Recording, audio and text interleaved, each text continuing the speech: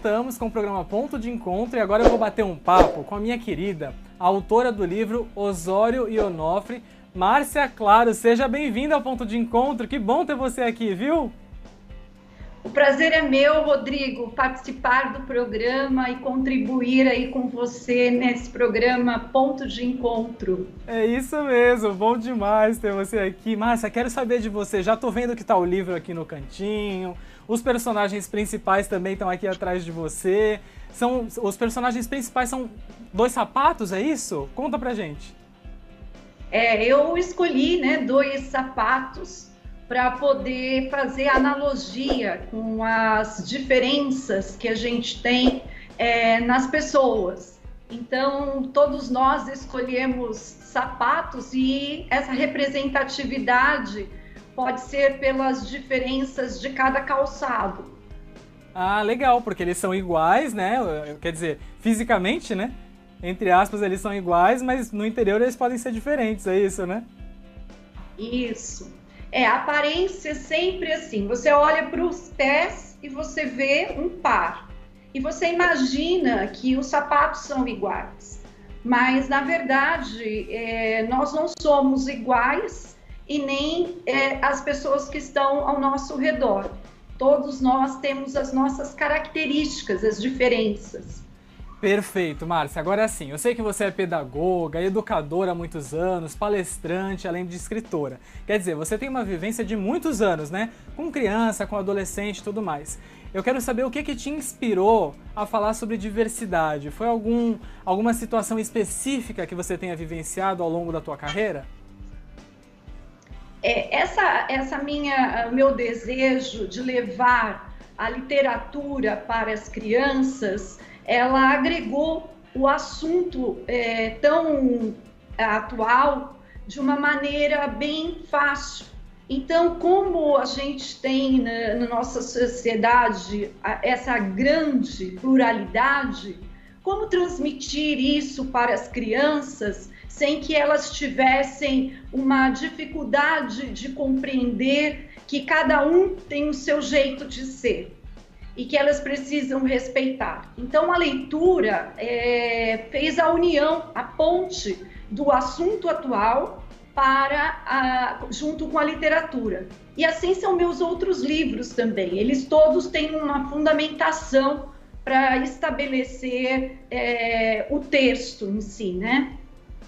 Muito legal. Eu acho que é muito bacana, porque eu percebo que a gente está passando por uma fase agora de uma criação, eu acredito, de um consciente coletivo relacionado à aceitação do diverso, do diferente, né, Márcia? Você também tem essa impressão? Nós caminhamos para isso, Rodrigo. Todos os educadores almejam que a gente consiga vencer aí os preconceitos e consigamos chegar ao patamar da igualdade, do respeito.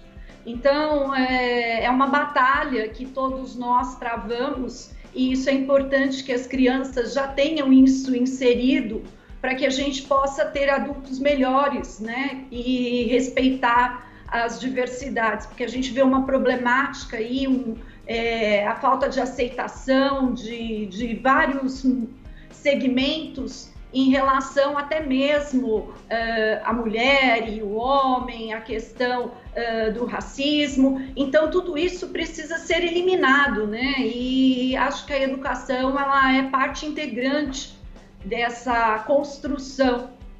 E você aborda esses temas todos no seu livro. Claro que eu acredito que de uma maneira modulada, né? Quer dizer, de um modo acessível para o eu em questão, que são as crianças, né? Você fala de tudo isso, então, no livro? Isso. Eles têm uma característica, né? Um pé vai para a vitrine para ser comprado e ele acha que ele é o mais importante da turma. E quando ele vai para lá, para a vitrine, ninguém liga para ele, ninguém olha para ele. E o que é mais tímido vai lá para o depósito da loja, né? Porque aquele que se acha o mais importante foi para a vitrine. Mas as pessoas, na hora de adquirir o sapato, não escolheram aquele que estava exposto, né? Então aí a gente vai mostrando o quê? que cada um precisa ser respeitado dentro das suas habilidades. O tímido, o mais expansivo, o comunicador. Então, a gente tem que ter a aceitação do indivíduo, né? E não simplesmente falar, não, deixa que eu vou fazer o melhor. O melhor nem sempre é para aquele que está ali em evidência. O outro que é tímido, ele pode ter uma habilidade na arte, na música, e que está contida dentro do seu eu. Eu acho muito bacana que você aborde esse tema relacionando o livro com as crianças, porque você já vai incutindo neles essa mentalidade, né, de igualdade e tudo mais. Mas eu acredito que o livro não se encerre no âmbito infantil, né? Eu acho ele muito necessário também para os pais, para alguns educadores. Você também tem essa impressão? É sim, Rodrigo, porque a gente tem várias partes no livro. E aí a gente também chega num ponto que eles vão para casa de uma família, né? Eles são adquiridos e lá eles encontram o que a gente está vivendo hoje. Eles vão para um closet e nesse closet eles ficam lá reservados. Então é como se a gente estivesse vivendo o isolamento e eles pedem para ir para a rua. Eles pedem para ir para a rua para poder ter. Então é necessário que a gente tenha a convivência humana. Não tem como a gente também ficar limitado no nosso espaço. A convivência, a interação proporciona alegria, proporciona conhecimento, troca de ideias, de experiência. Então, nem os sapatos gostaram de ficar trancados dentro do armário, né? Assim, eles também pediram para sair, fizeram um boicote lá e até que conseguiram. E nessa saída, eles encontraram a Marilda e a Mariana. Jura? São sandálias. Né, para fazer, então, o caminhar deles para um mundo de felicidade. Muito bem. Agora sim, Márcia, em relação a esse respeito que a gente tem que ter sobre as individualidades, né, da criança, para os pais que estão assistindo a gente, existe algum sintoma que você possa mencionar pela sua experiência como educadora também, de que de repente o pai pode estar pecando nesse aspecto de não respeitar a individualidade dos seus filhos, principalmente quando tem mais de um filho, né?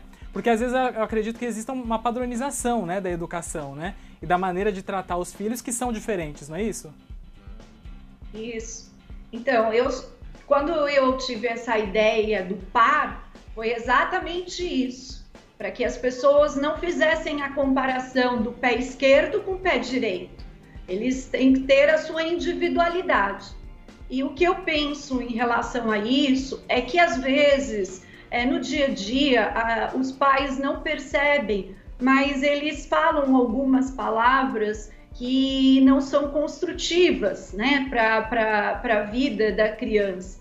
Você não vai conseguir isso, você já tentou e não deu certo. Então,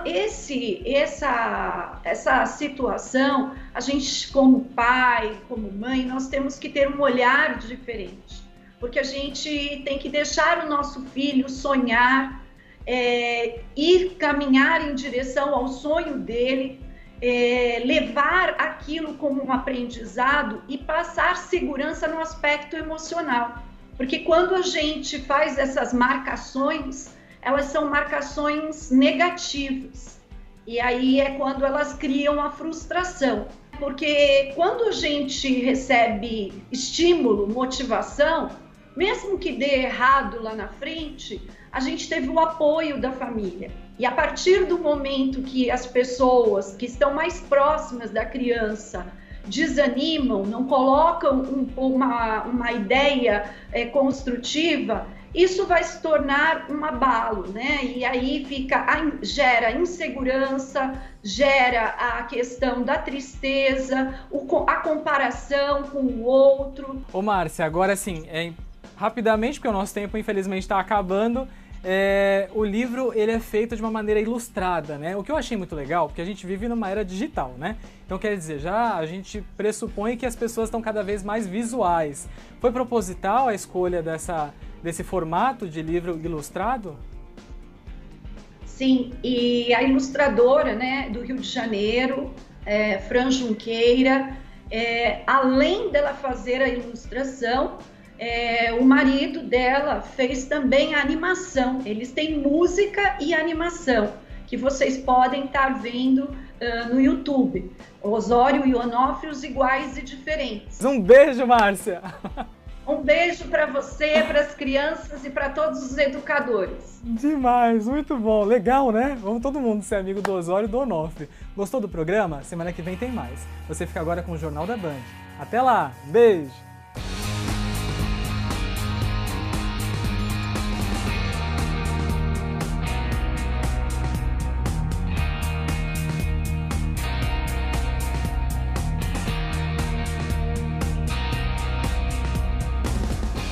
TVB, afiliada integrante da Rede Bandeirantes de Televisão.